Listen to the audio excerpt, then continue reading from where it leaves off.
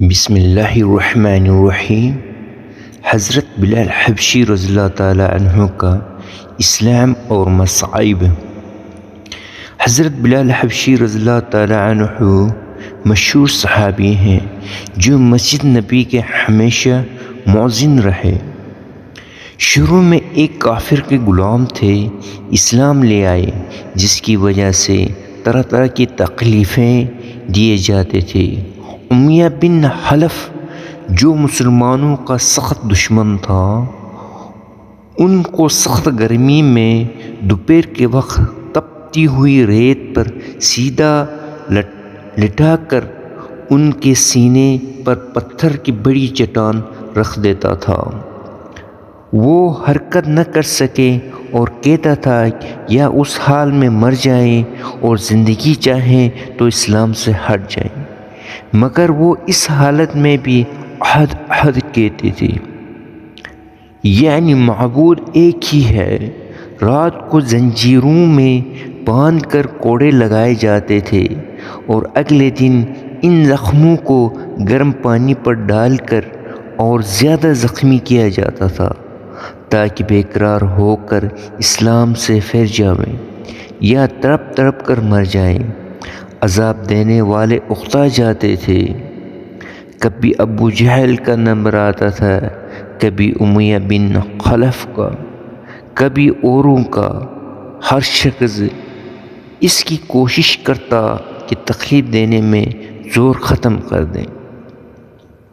حضرت ابوبکر صدیق رضی اللہ تعالیٰ عنہ نے اس حالت میں دیکھا تو ان کو خرید کر آزاد فرمایا، کیونکہ رب کے بت پرست اپنے بتوں کو بھی معبود کہتے تھے، اس لیے ان کے مقابلے میں اسلام کی تعلیم توحید کی تھی، جس کی وجہ سے حضرت بلال رضی اللہ تعالیٰ عنہ کی زبان پر ایک ہی ورد تھا، یہ تعلق اور عشق کی بات ہے۔ ہم جھوٹی محبتوں میں دیکھتے ہیں کہ جس سے محبت ہو جاتی اس کا نام لینے میں لطف آتا ہے، بے فائدہ اس کو رٹا جاتا ہے، تو اللہ کی محبت کا کیا کہنا جو دین اور دنیا میں دونوں جگہ کام آنے والی ہے۔ یہی وجہ ہے کہ حضرت بلال رضی اللہ تعالیٰ عنہ کو ہر طرح سے ستایا جاتا تھا، سخت سے سخت تکلیفیں پہنچائی جاتی تھی، مکہ کے لڑکوں کے حوالے کر دیا جاتا تھا، ان کو گلیوں کوچوں میں چکر دیتے پھرے، اور یہ تھے کہ ایک ہی دن میں کی رٹ لگائے تھے۔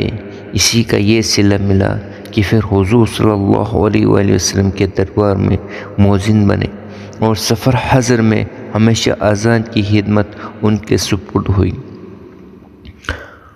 حضور صلی اللہ علیہ وآلہ وسلم کے وصال کے بعد مدینہ طیبہ میں رہنا اور حضور صلی اللہ علیہ وسلم کی جگہ کو خالی دیکھنا مشکل ہو گیا، اس لیے ارادہ کیا کہ اپنی زندگی کے جتنے دن ہیں جہاد میں گزار دوں، اس لیے جہاد میں شرکت کی نیت سے چل دیے۔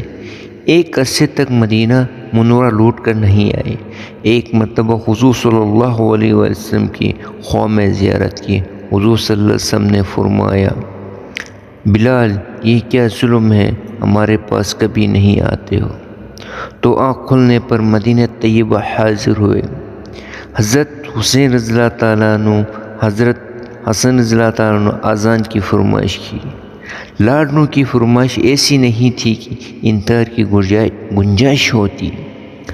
اذان کہنا شروع کی اور مدینہ میں حضور صلی اللہ علیہ وسلم کے زمانے کی اذان کانوں میں پڑھ کر احرام مچ گیا۔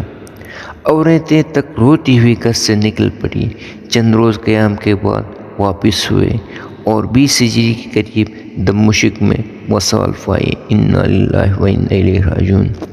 اللہ تعالیٰ تمام مومن مسلمان کو حضرت بلال رضی اللہ تعالیٰ عنہ کی طرح نبی صلی اللہ علیہ وسلم سے عشق محبت ہو، اور ایسی اچھے واقعات سننے کے لیے ہمارا چینل لو پاک لازمی سبسکرائب کر لیجیے گا اور بیل آئیکن لازمی دبا لیجیے۔ اگر مناسب سمجھتے ہو تو اپنے تمام مسلمان بھائی کو شیئر کر لیجیے گا۔ جزاکم اللہ خیرا، جزاکم اللہ خیرا۔